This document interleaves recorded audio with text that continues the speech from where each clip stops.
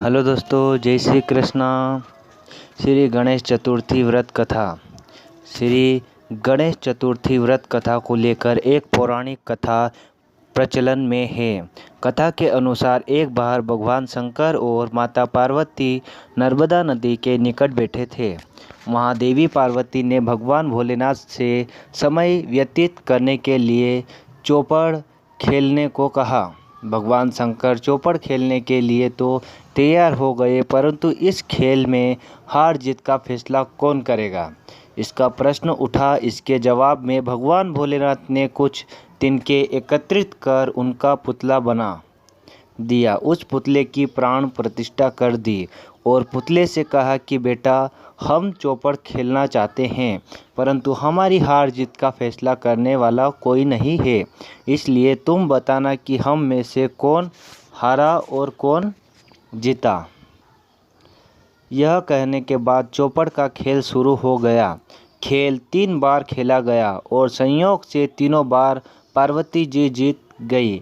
खेल के समाप्त होने पर बालक से हार जीत का फैसला करने के लिए कहा गया, तो बालक ने महादेव को विजयी बताया। यह सुनकर माता पार्वती क्रोधित हो गई और उन्होंने क्रोध में आकर बालक को लंगड़ा होने व कीचड़ में पड़े रहने का श्राप दे दिया।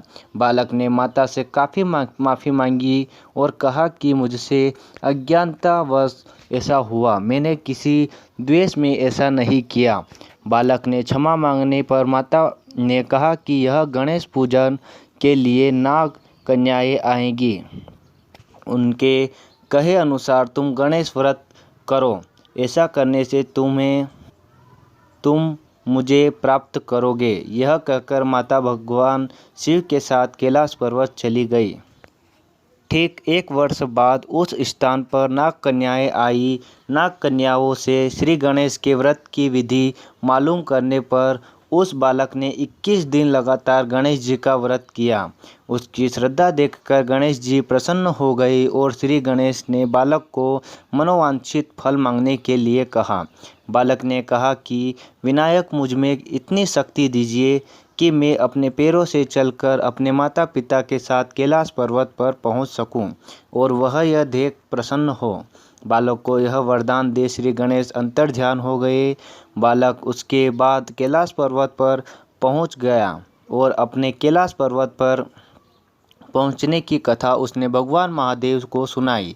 उस दिन से पार्वती जी शिव जी से विमुख हो गई। देवी के रुष्ट होने पर भगवान शंकर ने भी बालक के बताए अनुसार श्री गणेश का व्रत 21 दिनों तक किया। इसके प्रभाव से माता के मन में भगवान भोलेनाथ के लिए नाराजगी थी, यह समाप्त हो गई। यह व्रत विधि भगवान शंकर ने माता पार्वती को बताई। यह सुनकर माता पार्वती के मन में भी अपने पुत्र कार्तिकेय से मिलने की इच्छा जागृत हुई, तो माता ने भी 21 दिन तक श्री गणेश जी का पूजन किया। व्रत के 21वें दिन कार्तिकेय स्वयं पार्वती जी से आ मिले। उस दिन से श्री गणेश जी का व्रत मनोकामना पूरी करने वाला व्रत माना गया है।